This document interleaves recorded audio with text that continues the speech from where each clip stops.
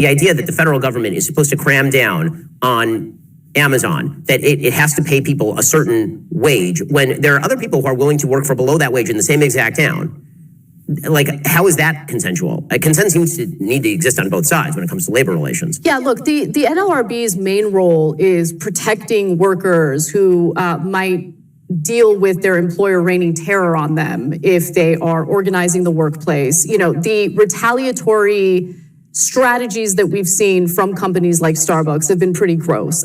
We need to allow people to have those conversations, to organize their workplace without fear of retaliation from their employer, right? So that's the main reason why I think the NLRB is important. You know, the anecdote that you shared about, you know, what happened with you and the editorial control, that is insane. And look, I'm not going to name names, obviously, but we had a similar issue, not with the union, but with employees who didn't like some of the commentary from me or some of the commentary from Cenk. That's called sad day for you. If you can't handle differences of opinion, then this is not the career path you should go in. That is free speech. And guess what? We're also workers. I'm a worker. I have my rights too. I should be able to speak my mind on the show that I produce and host. But, you know, aside from that, I was just going to say something here, Anna. I mean, I'm just thinking out loud, you know, since you're on the side of the workers. What if there's some workers out there that, like you said, didn't like the way that, you know, you talked about a certain subject or didn't like, you know, your policy stand? First of all, I don't know why they would be working over there in the first place, but maybe they need a job, so they got that position.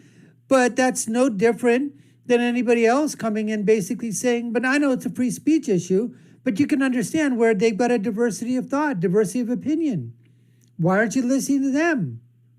Right? But you would have perfect grounds if they continued to do that to fire that employee because they were making waves. They didn't like the way that you talked about a subject. They didn't like the subject material. They're not involved in that aspect of the business. They're involved in digital marketing or editing or those kinds of things or whatever. But they certainly didn't like where the company was going or what you were talking about. So where do you draw the line here? If they start to become a malcontent, they start to do things that are detrimental to the company, I'm sure Cenk, the big Uygur, would try to decide, you know, what's best for the company. And if needed, hey, you're gone, buddy. Hit the road, Jack. I just think that there is an imbalance of power right now, and it's because of the fact that labor unions have been dismantled in this country, and workers need those collective bargaining rights in order to have a say, not just in what they're getting paid, but also their workplace conditions. I think the rail workers and what the Democratic-controlled Congress did to the rail workers was pretty gross. I don't know what you felt about that, but rail workers deserve to be able to take a day off or more than just a day off if they're sick or if they have a family emergency without being penalized by their employer. And the fact that, you know, during these labor negotiations, they couldn't even secure that. And you had the Biden administration literally put its thumb on, not literally, but put its thumb on the scale to prevent them from striking, I disagree with entirely. So, I mean, on principle, I'm not in favor of unions being able to bargain for more than they can get. When it comes to the internal turmoil in the Democratic Party having problems with the labor unions that it seeks to appease, I admit that I enjoyed it. But it shows you, but that's the thing, Ben, like it's really important to differentiate between the principled left, right? I'm not just saying leftist, the principled left, those who actually want to empower labor, and then the Democrats who pay lip service to labor unions. And that is why you are seeing working people start to realign their political ideology, unfortunately, in some cases with the right, because they will hear someone like Trump pay lip service to workers, even though talk is cheap. He didn't actually follow through with a lot of what he said, but just acknowledging those issues. He followed through with a lot that he said, Anna, a lot that he said. Not everything, but you know what? He only had 4 freaking years. Should have had 4 freaking more. But we know what happened over there, don't we? But don't say that he didn't do what he promised. There was a lot of things that he did that he promised.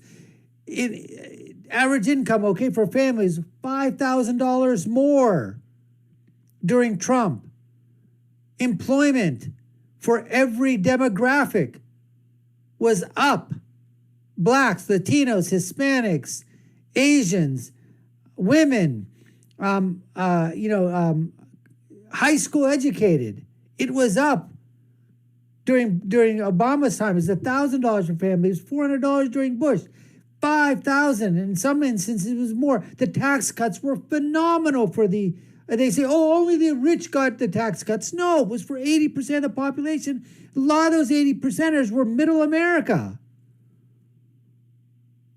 That workers have been dealing with made Trump super appealing to them. Well, I think in the future, one of the places where there will actually be bipartisan agreement is, I think indirectly, it will have serious effects on labor, but the sort of willingness now to face up to the threat that China represents is going to have some pretty dramatic impacts on reshaping supply chains, on reshaping how manufacturing and labor work, particularly in the United States. I think a lot of the outsourcing that has gone to China is going to be reshored in fairly short order, given the fact that both parties are now realizing what a threat China represents. Well, look, and aside from China being an adversary and all of that, and I'm a little uneasy with some of the rhetoric that I'm seeing, and it seems like an area where Democrats and Republicans are united. The rhetoric, I don't want it to lead toward an actual war with China. And I feel like Biden has been irresponsible with some of the things he said. Like, oh, if China invades Taiwan, we'll have boots on the ground. Don't say stuff like that. That's incredibly stupid. But in terms of the manufacturing issues, the supply chain issues, I'm very happy to see that politicians are finally waking up to the fact that we need to manufacture things in the United States. I mean, this is one of the failures of, Venezuela's policies. They stopped manufacturing things, started importing everything. And once oil prices went down, and oil, of course, is their number one commodity and export, they were screwed, right? So we experienced how insanely fragile our... They were also screwed because of the policies that they had when they nationalized everything. That's the thing. Socialism, nationalized everything. Basically, you're getting screwed. No Vaseline, no cover, no anything. Supply chains are, we need to manufacture jobs here in the manufacture products and bring jobs back here to the United States. I like that we're headed in that direction to some extent. The CHIPS Act is a good example of that. So we'll see what happens. I think there's certain specified industries, chips are obviously one of them, right, where they actually implicate national security. And so you are going to see some right-left coalitions that are sort of odd when it comes to reshoring, that sort of stuff. Same with pharmaceutical drugs, by the way. That's true. Yeah. Any stuff that has been manufactured in China heretofore and that seriously impacts national security is going to be reshored. Much of it's not going to be reshored in the United States, by the way. A lot of it's going to end up in Vietnam. Some of it's going to end up in Thailand. Mexico. You're going to see a lot of this stuff go to other places on the globe. And, the sort of countervailing point to the we need to reshore everything is that autarky has essentially been a giant failed economic strategy wherever it's been tried. The idea of all manufacturing happens in our country. All products must be produced from within. That generates economic failure. I mean, one of the reasons that Venezuela has failed is specifically because it is essentially economically isolated and self-isolated. I mean, they nationalized virtually all of their industry and they prevented people from being able to own even within their country. I mean, there's foreign direct investment basically dried up. There's no money going into Venezuela. I mean, there's half of the story that's been told when it comes to the American economy about stagnating wages. The other half that's not been told is that what you get for your wages now is way better than what you got in 1980. I mean, that is just a reality. You would not wish to live in 1980 as opposed to now. You now have a refrigerator, you have a microwave, you have two cars, you have a... Sure, okay, so if you want to talk about the technological advances... Well, I mean, the stuff that... Sure, if you want to talk about the fact that you've got a couple of cars and a dog and a cat and a mouse and a rat... And, you've got a microwave and, flat screen TVs. Sure, if you want to talk about that. I mean, that's what Anna's saying, right? Would you rather have the wages in 1980 or would you rather have your wages right now? Would you rather have the things that you have right now, the things you had in 1980? Come on, this is unbelievable.